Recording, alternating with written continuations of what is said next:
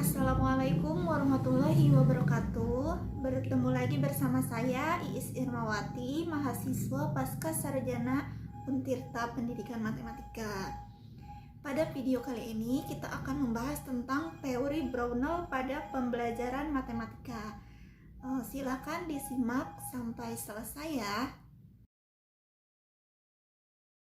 Pokok bahasan yang akan kita bahas pada video ini, kita akan membahas tentang pengertian psikologi pembelajaran, teori-teori belajar di mana ada teori behaviorisme, teori kognitivisme, teori humanistik. Nah, karena kita akan membahas tentang teori Brownell, terlebih dahulu kita akan membahas tentang teori kognitivisme. Selanjutnya dilanjutkan dengan teori Brownell dan pengaplikasian teori Brownell. Ya, selanjutnya pengertian psikologi. Psikologi di sini terbentuk dari kata psiki yang artinya jiwa dan logos yang berarti ilmu. Dari bentuk kata tersebut, maka dapat diartikan bahwa psikologi yaitu ilmu yang mempelajari tentang jiwa. Dan di sini ada psikologi menurut ahli, menurut Wundt, yaitu ilmu yang mempelajari tentang pengalaman-pengalaman yang muncul pada manusia. Tapi ada pula yang berpendapat bahwa psikologi itu ilmu yang mempelajari tentang tingkah laku manusia. Dan selanjutnya pengertian psikologi pembelajaran. Di sini ada menurut Lister yang menyatakan bahwa psikologi pendidikan yaitu ilmu pengetahuan yang berusaha untuk menerangkan belajar sesuai dengan prinsip-prinsip yang ditetapkan secara ilmiah dan fakta-fakta sekitar tingkah laku manusia. Selanjutnya, menurut Winkel, ia menyatakan bahwa psikologi pendidikan merupakan salah satu cabang psikologi praktis yang mempelajari prasyarat-prasyarat atau fakta-fakta bagi belajar di sekolah, berbagai jenis belajar dan fase-fase dalam semua proses pembelajaran. Dalam hal ini, kajian psikologi pendidikan sama dengan psikologi pembelajaran. Kemudian teori-teori belajar, di mana dalam teori-teori belajar di sini terdapat teori behaviorisme, teori kognitivisme, dan teori humanistik. Pada teori behaviorisme, pengetahuan diperoleh melalui pengalaman yang dilakukan pada saat belajar. Dan teori kognitivisme yaitu aktivitas memahami dan memikirkan setiap kondisi dari setiap tingkah laku. Dan teori humanistik. Pada teori ini berfokus pada cara bagaimana untuk memanusiakan manusia. Dalam pembelajaran, teori ini bertujuan untuk meningkatkan potensi yang ada pada setiap siswa. Dan kemudian teori kognitivisme.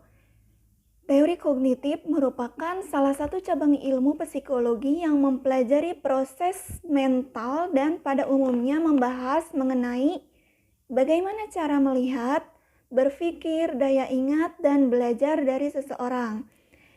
Beberapa pendapat menyatakan bahwa pengertian dari psikologi kognitif ini yaitu ilmu yang mempelajari bagaimana arus informasi yang ditangkap oleh indera seseorang kemudian diproses dalam jiwa orang tersebut. Berikut merupakan tokoh-tokoh aliran psikologi kognitif, di mana ada Jean Piaget, Brunner, Brownell, Dienes, dan Van Hill. Selanjutnya kita masuk ke pembahasan teori Brownell. Tapi sebelum itu kita harus tahu dulu siapa Brownell itu. Nah, di sini kita akan membahas tentang biografinya terlebih dahulu. Nama lengkapnya yaitu William Arthur Brownell, merupakan tokoh besar dalam matematika pendidikan di awal abad. Dilahirkan pada tanggal 19 Mei 1895 di Smithport, Pennsylvania, dan wafat pada tanggal 24 Mei 1977. Ia menyelesaikan pendidikan dasarnya di Smithport itu dan kemudian melanjutkan pendidikan di Allegheny College pada tahun 1917. Ya, kita masuk ke pembahasan tentang teori Brownell. Teori Brownell mengemukakan bahwa belajar matematika harus merupakan belajar bermakna dan belajar pengertian, atau yang dikenal dengan meaning teori. Dan dalam perkembangannya, ia meletakkan fondasi yang munculnya matematika baru. Jika dilihat dari teorinya, ini sesuai dengan teori belajar Gestalt yang muncul pada pertengahan tahun 1930. Di mana menurut Gestalt, latihan hafalan atau yang dikenal dengan drill adalah sangat penting dalam kegiatan pengajaran. Cara drill diberikan setelah tertanamnya pengetahuan. Teori makna mengakui perlunya drill dalam pembelajaran matematika, bahkan dianjurkan jika memang diperlukan. Jadi, drill itu memang sangat penting, tetapi drill dilakukan apabila suatu konsep, prinsip, atau proses telah dipahami dengan mengerti oleh siswa. Teori belajar Brownell didasari atas keyakinan bahwa anak-anak pasti memahami apa yang sedang mereka pelajari jika belajar secara permanen dan secara terus-menerus dalam waktu yang. Kemudian, implikasi teori Brownell pada pembelajaran, yaitu bahasa dan cara berpikir anak dengan orang dewasa itu berbeda. Oleh karena itu, guru mengajarkan dengan menggunakan bahasa yang sesuai dengan cara berpikir anak. Dan anak akan belajar lebih baik apabila dapat menghadapi lingkungannya dengan baik. Maka guru harus membantu anak agar dapat berinteraksi dengan lingkungannya. Bahan yang harus dipelajari anak hendaknya dirasakan baru tetapi tidak asing.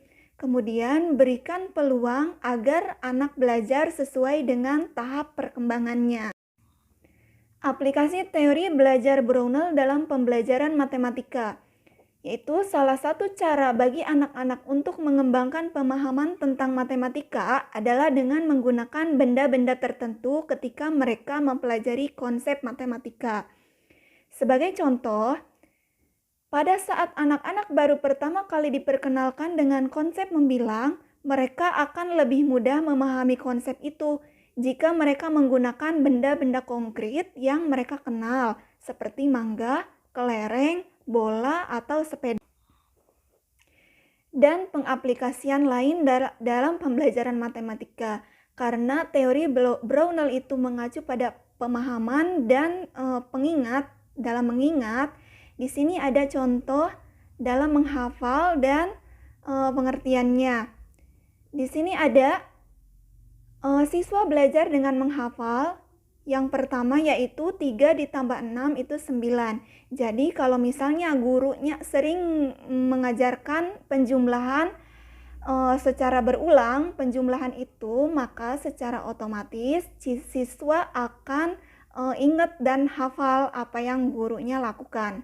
Selanjutnya di sini siswa belajar dengan pengertian.